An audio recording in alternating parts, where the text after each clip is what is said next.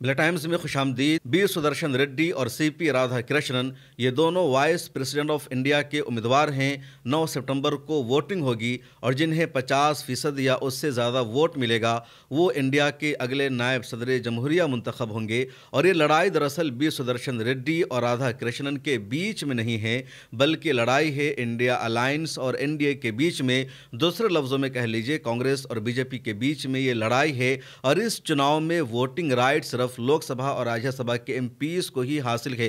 तो लड़ाई बहुत अहम है, इलेक्शन बहुत अहम है और इस वीडियो में आगे यही जानेंगे कि इस चुनाव में किन्हें वोटिंग राइट हासिल है, अचानक वाइस प्रेसिडेंट ऑफ इंडिया के लिए वोटिंग क्यों हो रही है, बीजेपी ने किसे उम्मीदवार बनाया है, कांग्रेस ने किसे उम्मीदवार बनाया है, किसकी जीत के ज़्यादा इम्कानात हैं और वाइस प्रेसिडेंट ऑफ इंडिया का भारत में रोल क्या होता है। तो आइए इस वीडियो को शुरू करते हैं, लेकिन उससे पहले आपसे गुजारिश है मिला टाइम्स की मेंबरशिप ले लीजिए। यहाँ एक क्यूआर कोड आपको दिख रहा होगा, इस क्यूआर कोड को स्कैन कीजिए, पहले स्क्रीनशॉट लीजिए उसका, उसके बाद इसको स्कैन कीजिए।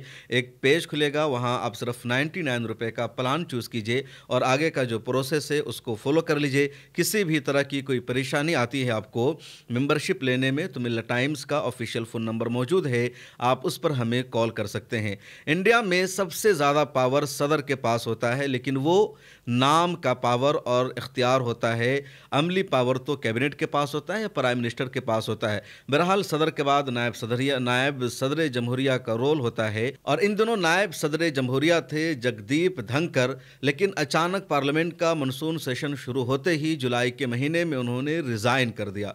उन्होंने इस्तीफा क्यों दिया, रिजाइन की वजह क्या थी, किसी को कुछ भी पता नहीं चल सका।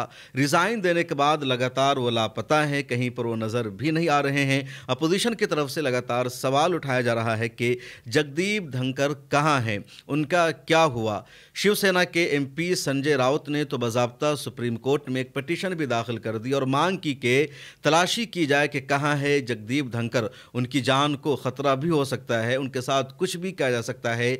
आज भी मशहूर एडवोकेट प्रशांत भूषण ने अपने एक्स अकाउंट पर एक पोस्टर शेयर किया जिसमें लिखा हुआ है मिसिंग जगदीप धनकर और कब से लापता है उसका भी उन्होंने तस्करा किया कि 21 जुलाई 2025 से ही वो लापता हैं, उनकी एज इतनी है और किसी को मिले तो वो इन्फॉर्म करे। तो जगदीप धनकर जिनकी मुद्दत 2 साल तक अभी बाकी थी वाइस प्रेसिडेंट ऑफ इंडिया के तौर पर, अचानक उन्होंने जुलाई के महीना में रिजाइन कर दिया, इस्तीफा दे दिया। उसके बाद पता चला कि अब किसी और को अगला नायब सदर जमहूरिया बनाया जाएगा, इलेक्शन होगा। उसके बाद बीजेपी ने या कह लीजिए एनडीए ने वाइस प्रेसिडेंट ऑफ इंडिया के लिए अपना उम्मीदवार तय किया सीपी राधा कृष्णन को। सीपी राधा कृष्णन तमिलनाडु से ताल्लुक़ रखते हैं, 2 मरतबा वो एमपी रह चुके हैं, तमिलनाडु में बीजेपी के सदर भी वो रह चुके हैं, उसके अलावा कोयम्बटूर में भी बीजेपी के वो सदर रह चुके हैं और झारखंड के गवर्नर रह चुके हैं, महाराष्ट्र में इन दोनों गवर्नर है, उसके अलावा तेलंगाना में भी गवर्नर रहे हैं और लेफ्टिनेंट गवर्नर के फ़राइज़ भी कुछ जगहों पर वो अंजाम दे चुके हैं। 16 साल की उम्र में ही राधा कृष्णन ने आरएसएस को ज्वाइन कर लिया था और आरएसएस से गहरा रिश्ता रहा है। जब एनडीए ने राधा कृष्णन को नायब सदर जमहूरिया के लिए अपना उम्मीदवार बनाया, उसके बाद इंडिया अलायंस ने उसी इलाके से कह लीजिए साउथ से ही इंडिया वाइस प्रेसिडेंट के लिए उम्मीदवार को तलाश किया और उन्हें नाम मिलता है बी सुदर्शन रेड्डी की शक्ल में। बी सुदर्शन रेड्डी 2007 से 2011 तक सुप्रीम कोर्ट ऑफ इंडिया में जज रह चुके हैं। उससे पहले गुवाहाटी हाई कोर्ट के वो चीफ जस्टिस रह चुके हैं। दूसरी अदालतों में भी उन्होंने जिम्मेदारी और फ़राइज़ अंजाम दिया है। तो बी सुदर्शन रेड्डी को इंडिया अलायंस ने और कांग्रेस ने अपना उम्मीदवार बनाया। दोनों ने नॉमिनेशन को फाइल कर दिया है और 9 सितंबर को वोटिंग होगी। वोटिंग राइट सिर्फ लोकसभा के एमपी और राज्यसभा के एमपीज है, रियासतों के एमएलएस को नहीं है। राष्ट्रपति का जो चुनाव होता है या सदर जमहूरिया का जो इलेक्शन होता है तो उसमें लोकसभा के एमपीज़ भी वोट डालते हैं, राज्यसभा के एमपीज़ वोट डालते हैं। उसके अलावा स्टेट के जो एमएलएज होते हैं उन्हें भी वोटिंग राइट होता है और कुल मिला करके जिसके हक़ में 50% से ज़्यादा वोट बनता है उसकी जीत होती है। लेकिन वाइस प्रेसिडेंट ऑफ इंडिया के सिलेक्शन का इंतखाब का तरीका यह है कि राज्यसभा और लोकसभा के जो एमपीज है सिर्फ वो वोट डालेंगे। ऐसे तो लोकसभा और राज्यसभा के टोटल एमपीज की तादाद 788 होती है, लेकिन राज्यसभा में 6 एमपीज की जगह अभी खाली है, इसलिए टोटल तादाद दोनों हाउस में इन दिनों 781 है। तो 781 एमपीज के पास वोटिंग राइट है। 781 में से 543 एमपी लोकसभा के हैं और 245 या कह लीजिए 241 एमपीज राज्यसभा के हैं। तो इन दोनों की जो टोटल तादाद हो जाती है वो 781 होती है और 50% वोट चाहिए नायब सदर जमहूरिया की जीत के लिए और 50% जो वोट होता है 781 का वो 391। तो 391 या इससे ज़्यादा वोट जिसके पास होगा उसी की जीत होगी, इससे कम जिसके पास वोट होगा उसकी जीत नहीं हो पाएगी। अब अगर देखा जाए कि एनडीए के पास टोटल वोट कितना है और इंडिया अलायंस के पास दोनों हाउस में टोटल वोट कितना है, तो एनडीए का पलड़ा भारी है। एनडीए यानी बीजेपी का जो अलायंस है उसके पास लोकसभा और राज्यसभा दोनों जगह मिलाकर के एमपीज की जो तादाद है वो 422 हो जाती है, जबकि अपोजिशन या कह लीजिए इंडिया अलायंस के एमपीज की तादाद दोनों हाउस में वो 334 के आसपास है, इससे ज़्यादा नहीं है। बीजेपी और उसकी इत्तेहादी पार्टी जो है उन सब के एमपीज की तादाद लोकसभा में 293 से ज़्यादा है और राज्यसभा में भी तादाद 100 से ज़्यादा है, जबकि जो अपोजिशन के अरकान हैं उनकी तादाद लोकसभा में 233 के आसपास है और राज्यसभा में 77 के आसपास है। तो इस वजह से एनडीए का या बीजेपी अलायंस का पलड़ा भारी है। इंडिया अलायंस को, कांग्रेस को उम्मीद ये थी कि तेलंगाना के बी सुदर्शन रेड्डी को हमने उम्मीदवार बनाया है तो तेलुगु देशम पार्टी जो एनडीए का हिस्सा है वो तेलंगाना से ताल्लुक़ रखने की बुनियाद पर हमारा साथ देगी, न कि बीजेपी का साथ देगी। इसी तरह एआईडीएमके के बारे उम्मीद ये थी कि वो तमिलनाडु की पार्टी है लेकिन तेलंगाना से उम्मीदवार बनाया गया है और एक जज को बनाया गया है, साफ सुथरी इमेज है। तो एआईडीएमके भी बीजेपी के उम्मीदवार को वोट देने के बजाय इंडिया अलायंस के उम्मीदवार को वोट देगी, लेकिन ऐसा नहीं हो सका। बीजेपी से, माफ़ कीजिएगा, नीतीश कुमार की पार्टी से पहले से इंडिया अलायंस को इस तरह की उम्मीद नहीं थी, लेकिन तेलुगु देशम पार्टी से उम्मीद यह थी क्योंकि बी सुदर्शन रेड्डी का ताल्लुक तेलंगाना से है, वो जज रह चुके हैं, कानून के आदमी हैं, साफ सुथरी इमेज से ताल्लुक़ रखते हैं और तेलुगु देशम पार्टी यानी चंद्रबाबू नायडू की जो पार्टी है वो भी इस तरह के लोगों को पसंद करती है। तो उम्मीद यही थी इंडिया अलायंस को कि अगर टीडीपी ने तेलंगाना से ताल्लुक़ रखने की बुनियाद पर बी सुदर्शन रेड्डी को सपोर्ट कर दिया, बीजेपी को उम्मीदवार का सपोर्ट नहीं किया, तो इनकी जीत की उम्मीद यकीनी हो जाएगी, बढ़ जाएगी, लेकिन ऐसा नहीं हो सका।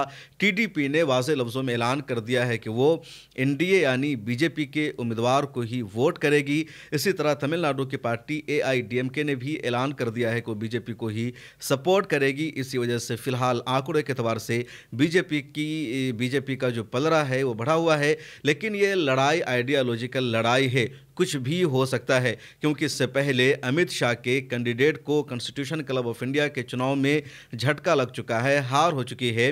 Constitution club of India Delhi में एक बहुत बड़ा इंस्टीट्यूट है, इदारा है, ज़्यादातर प्रोग्राम दिल्ली में वही होते हैं और जितने एमपीज़ होते हैं वो सभी कॉन्स्टिट्यूशन क्लब ऑफ इंडिया के मेंबर होते हैं। कॉन्स्टिट्यूशन क्लब ऑफ इंडिया में प्रोग्राम हॉल्स हैं, वहाँ रेस्टोरेंट बने हुए हैं, गेस्ट हाउस है, होटल के कमरे बने हुए हैं और वहाँ कोई भी बुकिंग आप चाहते हैं ठहरने के लिए या कोई प्रोग्राम करने के लिए तो एमपी का लेटर ज़रूरी होता है। कॉन्स्टिट्यूशन क्लब का भी चुनाव होता है, तो इस मरतबा 2 लोग कॉन्स्टिट्यूशन क्लब ऑफ इंडिया के चेयरमैन के तौर पर उम्मीदवार थे।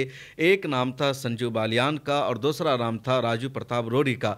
इन दोनों का ताल्लुक बीजेपी से है, लेकिन एक बीजेपी के संघी उम्मीदवार थे, दूसरे भी बीजेपी के हैं लेकिन वो बिहार से ताल्लुक़ रखते राजू प्रताप रूडी और उनकी संघी वाली इमेज नहीं थी।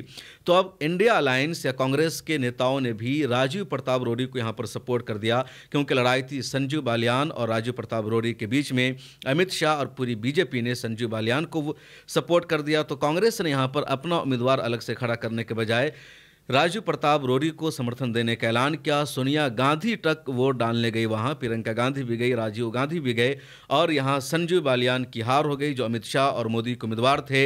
राजू प्रताप रूडी की जीत हो गई और यहां से लोगों ने एक मैसेज भी दिया कि ये जो नया दौर चल रहा है इसमें जिधर राहुल गांधी होते हैं उनकी ही जीत होती है, लेकिन तसल्ली के लिए जुमले हैं, मैं इस पर मुकम्मल तौर पर यकीन नहीं रखता।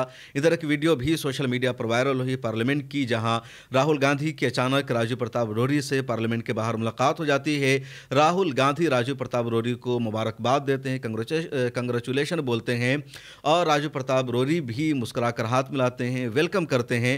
तो इस तरह की इमेज वायरल हुई। लेकिन जो सबसे अहम है कि बीजेपी ने जगदीप धनखड़ को अचानक क्यों इस ओहदे से हटाया और सीपी राधाकृष्णन को क्यों उम्मीदवार बनाया गया, इस बात को समझिए, ये बहुत अहम है।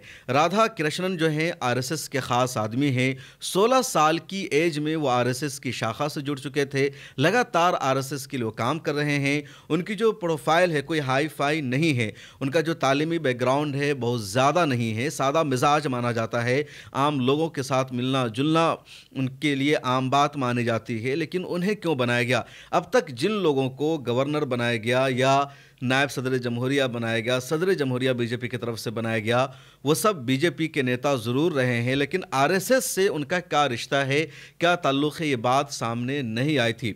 बीच में लगातार ये खबरें सामने आने लगी थी कि बीजेपी और आरएसएस के दरमियान ताल्लुकात ख़राब चल रहे हैं, बीजेपी और आरएसएस के दरमियान रिश्ते अच्छे नहीं हैं।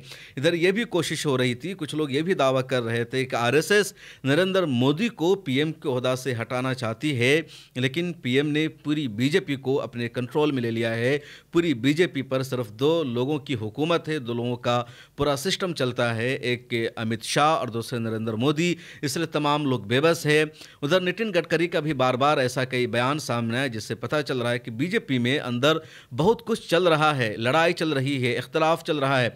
बहुत सारे तो ऐसे भी बीजेपी के नेता हैं जो बहुत ज़्यादा इस बात से परेशान हैं कि 2 गुजरातियों ने मिलकर पूरी बीजेपी को हाईजैक कर लिया है और किसी की लोग नहीं सुन रहे हैं। लेकिन मजबूरी है बीजेपी में उनके लिए रहना, क्योंकि उनके पास दूसरा कुछ भी ऑप्शन नहीं बचा है।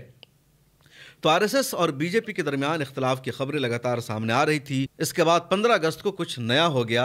15 अगस्त को लाल किला की फसील से यौम आज़ादी का जश्न मनाते हुए, तिरंगा लहराते हुए पहली मरतबा देश के वज़ीर-ए-आज़म नरेंद्र मोदी ने आरएसएस का तज़किरा किया, आरएसएस की खुलकर तारीफ की, आरएसएस को दुनिया की सबसे बड़ी एनजीओ बताया और वहीं से ये बात लोगों के समझ में आई या इस रुख पर बहस होने लगी कि बहुत ज़्यादा दबाव था पीएम मोदी पर आरएसएस का, आरएसएस हटाना चाह रही थी और ना चाहते हुए भी अब पीएम मोदी को आरएसएस के बारे में खुलकर बोलना पड़ा है, खुलकर तारीफ़ करनी पड़ रही है। कुछ लोगों ने इसका मतलब ये भी निकाला कि आरएसएस का जो एजेंडा है देश को हिंदू राष्ट्र में तब्दील करना, मनुस्मृति को नाफिज करना, दलितों आदिवासियों के राइट को छीन लेना, मुसलमानों को सताना, मुसलमानों को दोहरे दर्जे का शहरी बनाना, तो अब 10 साल हुकूमत हो जाने के बाद तीसरे टर्म में बीजेपी आरएसएस इस एजेंडा पर अमल करने जा रही है। तमाम इंस्टीट्यूशन को आरएसएस और बीजेपी ने अपने कंट्रोल में ले लिया है। तो अलग अलग तज्जिया सामने आया। उसके बाद 17 अगस्त को बीजेपी की तरफ से जब ये ऐलान किया जाता है कि CP Radhakrishnan vice president of India के उम्मीदवार होंगे, तो लोगों ने और कहना शुरू कर दिया कि सच में आरएसएस का बहुत ज़्यादा दबाव था और अब आरएसएस को डायरेक्ट बराह रास्त हुकूमत में शरीक किया जा रहा है, हुकूमत के अहम ओहदों पर फाइज किया जा रहा है। नायब सदर जमहूरिया की जिम्मेदारी क्या होती है, जरा सा वो जान लेते हैं। नायब सदर जमहूरिया और सदर जमहूरिया में ज़मीन आसमान का फ़र्क है। सदर जमहूरिया का इंडिया में पावर बहुत ज़्यादा है। सदर जमहूरिया पूरे मुल्क का सरबराह होता है। सदर जमहूरिया इंडिया की आर्मी का सुप्रीम कमांडर होता है। उसके अलावा सदर जमहूरिया पार्लियामेंट को चलाता है। सदर जमहूरिया पार्लियामेंट को चाहे तो तहलील कर सकता है। सदर जमहूरिया ही वज़ीर-ए-आज़म को, कैबिनेट को अपॉइंट करता है। ये अलग बात है कि ये सब ओहदे और जिम्मेदारियां आइन में लिखे हुए हैं। अमली तौर पर जिस पार्टी के पास मेजॉरिटी होती है वो इन सारी चीज़ों को तय करती है। लेकिन नायब सदर जमहूरिया का जो सबसे अहम काम है वो ये राज्यसभा का चेयरमैन बनकर राज्यसभा को चलाना, हुकूमत और अपोजिशन के दरमियान एक तवाज़ुन को कायम रखना। और अगर सदर जमहूरिया शदीद बीमार है या सदर जमहूरिया राष्ट्रपति अपने ओहदा पर किसी वजह से नहीं है, तो नायब सदर जमहूरिया की उपराष्ट्रपति की उन दोनों जिम्मेदारी होती है राष्ट्रपति के किरदार को निभाना, लेकिन 6 महीने तक, 6 महीने के अंदर अंदर नए राष्ट्रपति का चुनाव करा लेना, जरूरी हो जाता है। तो ये उपराष्ट्रपति की सबसे बड़ी जिम्मेदारी होती है कि राज्यसभा को कैसे चलाना है, कैसे मैनेज करना है। उसके अलावा उपराष्ट्रपति को राज्यसभा के चेयरमैन होने के तौर पर एक वोट का दर्जा भी मिलता है। फर्ज कर लीजिए राज्यसभा में किसी बिल पर वोटिंग होती है और मामला टाई हो जाता है, यानी अपोजिशन और सत्ता पक्ष का बराबर वोट होता है और वोटिंग से फैसला नहीं हो पाता है कि किसकी जीत हुई किसकी हार हुई, तो वहां पर राज्यसभा के चेयरमैन को वोटिंग राइट रहता है कि वो चाहे तो अपने वोट का इस्तेमाल करे, अपना वोट कास्ट करे और अपना वोट कास्ट करके वो किसी एक की जीत का फैसला कर सकता है। और अमूमन राज्यसभा का चेयरमैन उसी पार्टी के हक में वोट करता है जिस पार्टी के जरिए उसको उपराष्ट्रपति या नायब सदर जमहूरिया बनाया जाता है। जो पिछले उपराष्ट्रपति थे जगदीप धनखड़, उन्होंने हाल ही में अपने वोटिंग राइट का इस्तेमाल किया था। वक्फ अमेंडमेंट बिल जब लोकसभा के बाद राज्यसभा में आया और राज्यसभा में जब उस बिल पर बहस हुई तो राज्यसभा में बहुत मामूली फर्क था अपोजिशन के दरमियान और हुकूमत के बीच में, तो उस दौरान हालांकि जरूरत नहीं थी। इसके बावजूद जगदीप धनखड़ साहब ने अपने वोटिंग राइट का इस्तेमाल किया, अपना वोट भी उन्होंने कास्ट किया और बीजेपी के हक में वोट कास्ट किया। वक्फ अमेंडमेंट बिल को पास होने के लिए उन्होंने अपना भी वोट किया और वक्फ अमेंडमेंट बिल राज्यसभा से पास हो गया। लगातार जगदीप धनखड़ पर इल्जाम लगता रहा अपोजिशन को नजरअंदाज करने का, हुकूमत को सपोर्ट करने का, हुकूमत की बातों को मानने का। इसके बावजूद लोग हैरान हैं कि आखिर उनसे कमी कहां रह गई थी या कौन सी बात हुकूमत की उन्होंने नहीं मानी थी जिसकी वजह से उन्हें इस ओहदा से हटाया गया। क्योंकि रिजाइन उन्होंने तो यूं ही नहीं दिया होगा जब तक उन्हें रिजाइन देने को कहा नहीं गया होगा। बाज़ लोगों ने सोशल मीडिया पर एक कहानी भी सुनाई और उस कहानी को सुनाते हुए इन लोगों ने बताया कि इसका ताल्लुक vice president of India Jagdeep Dhankhar से नहीं है। कहानी यह है कि एक शख्स एक मुर्गा खरीद कर लाता है और मुर्गा से कहता है कि अगर तुम बांग नहीं करोगे तो हम तुम्हें ज़बा नहीं करेंगे, तुम्हें नहीं खाएंगे, तुम इसी तरह महफूज रहोगे। और बांग देना मुर्गा की खास पहचान, शनाख्त और अलामत है। चुनांचे उस मुर्गा को लगा कि अगर हम बांग नहीं करेंगे तो हमें ज़बह नहीं किया जाएगा, मेरी ज़िंदगी महफूज और सलामत रहेगी। चुनांचे उस मुर्गा ने बांग देना बंद कर दिया। अगले दिन उस मुर्गा के मालिक ने उससे कहा कि बांग देने से काम नहीं चलेगा, तुम इन दिनों बोल रहे हो, तुम्हारी आवाज़ आ रही है, तुम ये बोलना भी बंद करो, अगर तुम बोलोगे तो तुम्हें ज़बह कर दिया जाएगा। उसके बाद मुर्गा ने बोलना भी बंद कर दिया। अगले दिन मुर्गा के मालिक ने कहा कि तुम अपने पंख को हिला रहे हो, तुम अपने पंखों को हिलाना बंद करो, अगर तुम पंखों को हिलाओगे तभी तुम्हें ज़बह कर दिया जाएगा। उसके बाद उस मुर्गा ने अपने पंख को हिलाना भी बंद कर दिया। अगले दिन फिर मुर्गा के मालिक ने कहा कि अब भी कशमचाहट की आवाज़ सामने आती है कि तुम इधर कर रहे हो, उधर कर रहे हो, तुम उल्टी सीधी हरकतें कर रहे हो, ये सब करना भी बंद करो, बिल्कुल चुपचाप खामोश चुप रहो, कोई भी हरकत मत करो, अगर तुम कुछ भी करोगे तुम्हें ज़बह कर दिया जाएगा। और फिर बग़ैर हिले बग़ैर कुछ किए कैसे कोई रह सकता है। तो मुर्गा को अगले दिन ज़बह करना पड़ा। जब ज़बह करने का वक्त आया मुर्गा का, तो मुर्गा को एहसास हुआ और उसने कहा अगर मैं पहले ही दिन बांग करता और उसके साथ ही मैं ज़बह कर दिया जाता तो मुझे अफसोस ना होता कि मैंने डरकर ज़िंदगी जीने का फ़ैसला किया, मैं किसी लालच में आ गया और मैं अपनी जो पहचान थी, अपनी जो शान थी, उस पर अमल ना कर सका। अब जो मुझे ज़बह किया जा रहा है, अब जो मेरी मौत हो रही है, तो इस मौत पर मैं फ़ख्र भी नहीं कर सकता, इस मौत पर मैं शान के साथ दूसरों के सामने इसका इजहार भी नहीं कर सकता। इसलिए ऐसी ज़िंदगी और ऐसी मौत का कोई फ़ायदा नहीं है। लोगों ने इस कहानी को सुनाया। बड़ी बड़ी पॉलिटिकल पार्टीज़ के स्पोक पर्सन ने भी अपने सोशल मीडिया पर इस वाक़या का जिक्र किया और यह भी बताया कि इसका ताल्लुक जगदीप धनखड़ से नहीं है। मतलब उसी से जोड़ रहे थे कि राज्यसभा के चेयरमैन होते हुए या नायब सदर जमहूरिया होते हुए अगर वो अपनी आईनी जिम्मेदारी को निभाते, सरकार के इन्फ्लुएंस और दबाव में ना आते, तो कम से कम आज उनकी इस तरह तौहीन न होती, आज उनको इस तरह बदनाम न किया था। उन्हें जब ओहदा से हटना ही था तो शान और शौकत के साथ अपने ओहदा से हटते तो उनकी एक अलग शान होती, उनकी एक अलग तरीके से तारीफ होती, वह कौम के हीरो बन जाते। इस वीडियो में इतना ही। आपको क्या लगता है किसकी जीत होगी? वैसे किसकी जीत होगी वाइस प्रेसिडेंट ऑफ इंडिया के तौर पर यह तो वाज़ेह है, लेकिन फिर भी इस लड़ाई से इंडिया अलायंस को क्या फ़ायदा मिलेगा? कमेंट सेक्शन में ज़रूर लिखिए और मुझे दीजिए इजाज़त।